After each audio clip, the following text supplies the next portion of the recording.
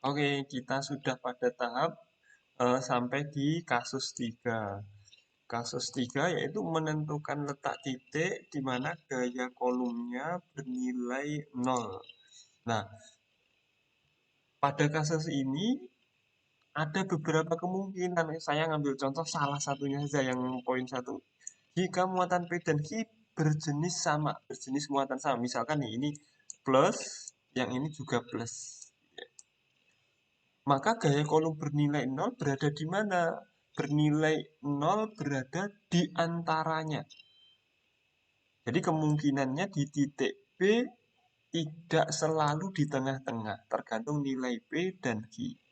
Nah, maksud dengan gaya kolom bernilai 0 itu maksudnya gimana? Maksudnya seperti ini. Jika di titik B saya kasih muatan, misalkan muatan, ini terserah apa saja, saya kasih muatan positif misal. Nah, untuk menyelesaikan kan kita perlu menggambar gaya kolom di muatan B akibat P dan Q.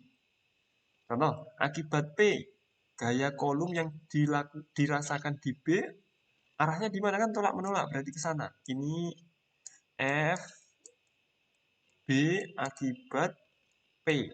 Gitu ya. Akibat Q, ini positif-positif, tarik, tolak menolak gitu ya, ke arah sana. Seret. F, B akibat Q. Nah, gaya kolom bernilai 0 itu saat F, BQ, dan FBP nilainya sama. Jadi resultan yang dirasakan B nanti kan jadinya kan FBP dikurangi FBQ. Kalau ini dengan ini sama kan berarti resultannya nilainya berapa? Nilainya kan 0. Nah, maksud dari gaya kolom bernilai 0 itu seperti itu. Oke, saya ulangi. Kalau misalkan P dan Q itu muatannya sama-sama positif atau sama-sama negatif, maka letak titik yang gaya kolomnya bernilai 0 itu letaknya di antara, di titik B. Bisa titik B yang dekat dengan P, bisa titik B yang dekat Q, atau di tengah-tengah, tergantung nilai P dan Q. Oke, sip. Selanjutnya, saya hapus dulu. Jika muatan P dan Q berbeda jenis, misalnya ini plus, ini min. Oh, kepanjangan, nggak apa-apa. Dihapus. Ya. Jika P misalkan plus, kemudian Q min kan berbeda jenis.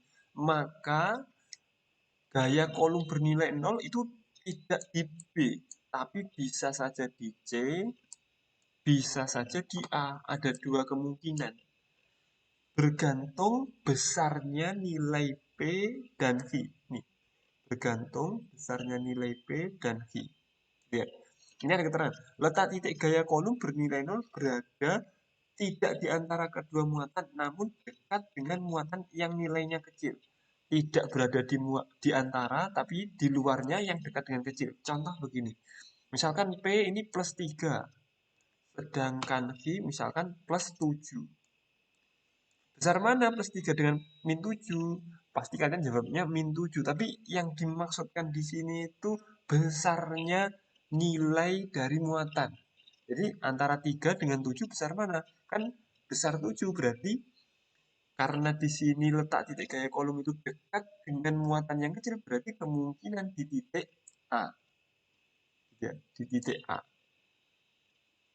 Kalau misalkan saya rubah nih, saya hapus dulu. Misalkan P adalah misalkan min 10, sedangkan Q misalkan plus 2. Besar mana 10 dengan 2? Besar 2. Sorry, besar 10, kecilan 2. Maka nilai gaya kolom yang nilainya 0 itu terletak di titik C. Di C sini. Gitu ya. Kalau disuruh menganalisis bagaimana? Contoh ini ya. Ini kita kasih muatan di titik C, ini terserah apa. Misalkan kita kasih muatan positif di titik C. Nah, gaya kolom di titik C akibat Q ke arah mana? Ini positif ditolak ke arah sana. Seret. Kita kasih nama ini F, C, Q. Kemudian akibat P, ini positif, ini negatif, arahnya kemana? Ke sana. Kasih nama F, C, P, gitu ya. Nah, resultan gaya kolomnya, nilainya, resultannya, ini kan sama dengan FCQ kurangi FCP. Kalau bernilai apa itu gaya kolom bernilai 0 berarti nilai resultannya kan 0. Berarti kan nanti ketemunya FCC ini sama dengan FCP gitu ya. FCP. FCC gimana mencarinya? FCC sama dengan ya K kali muatan C kali muatan Q per R kuadrat. R-nya berarti antara C dengan Q. R-nya berapa ya? Kita misalkan saja ini X gitu ya. Misalkan nanti di soal pasti ada keterangannya. Antara sini sampai sini X. Kemudian FCP nilainya berapa? Kita tulis K kali muatan C kali muatan P per R kuadrat. R jaraknya dari P ke C. Biasanya di sini ada atau di sini misalkan nilainya misalkan 2 meter gitu ya. Berarti jarak antara P ke C sama dengan 2 meter, jaraknya ini 2 meter ditambah X dalam kurung kuadrat. Seperti itu.